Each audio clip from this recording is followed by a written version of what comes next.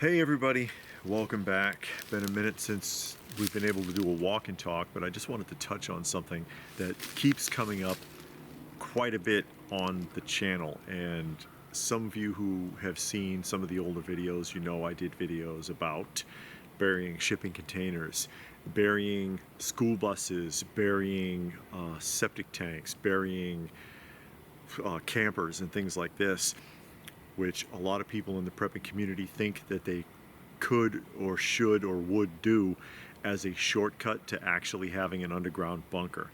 And the overall message being sent in these videos is don't do it, okay? Don't do it. Don't bury things that don't belong in the ground.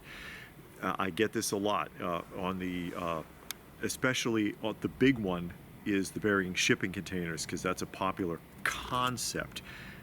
Those containers are not meant to be buried. They will collapse. The sides will buckle in, the roof will cave in, and I just get tons and tons of comments on that video and other ones like it. Oh, well, that's because you need to shore it up by putting a row of beams in it. You need to do this, and oh, I buried mine, and I don't want to hear it, okay? Don't bury that in the ground. I also get accused of working for a shelter like company. I don't work for a shelter company. I wish you did. Yeah, I'm not selling you. Yeah, really. I'm not trying to sell you anything, but if you're going to get it done, do it right, basically, is what I'm telling you. You're going to put beams and shore it up and do all this and that and rigmarole and have no room to move inside that container and bury it and pray to God that it doesn't flood or collapse anyways. All that you've invested in it, you may as well pay for a proper professional shelter to put in. You know, to bury a school bus, you go ahead and you look at ARC 2 and look at that disaster. That 28 buses, I think, that guy buried, they're collapsing and leaking. It's disgusting. A trailer, you want to bury a trailer, wind will destroy your trailer, and you want to put it under the ground. Please don't do this. If it's not meant to go in the ground, do not bury it. The one that people throw out a lot also is the septic tank. Oh, well, you know, a septic tank goes in the ground and they got big ones. I'll tell you a couple of things about that. I hope you don't ever try it, okay? Number one is no matter how huge it is, even the industrial ones, you will barely have standing room, okay? If you want to walk around like this all day, go ahead and bury a septic tank. Number two is you still have to format it because you're not going to have any air circulation. And number three, and this is the most important part, it will be destroyed because septic tanks are designed to function off of negative pressure.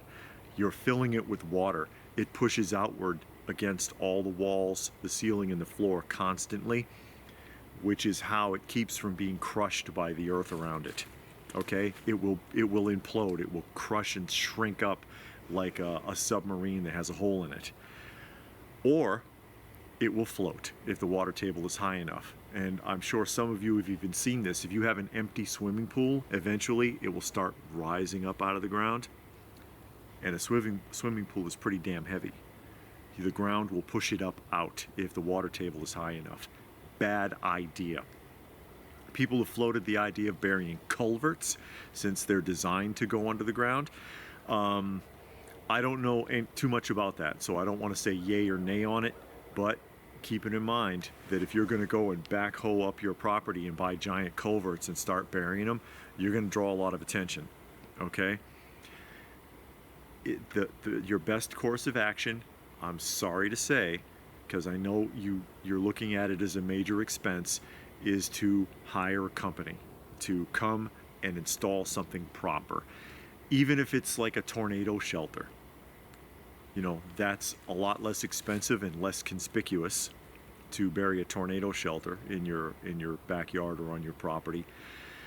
And a lot of times, lesson learned from Cloverfield Lane, because when he came home, spoiler alert, because of the disaster that happened in that movie, and found one of the construction workers that helped to build it in his shelter, because that's what a lot of people worry about. This is the reason why a lot of people outsource when they do a shelter from out of state even. Someone, they build it and they truck it in and they dig it and bury it there. And they're not even from that area. That's why a lot of people do it that way.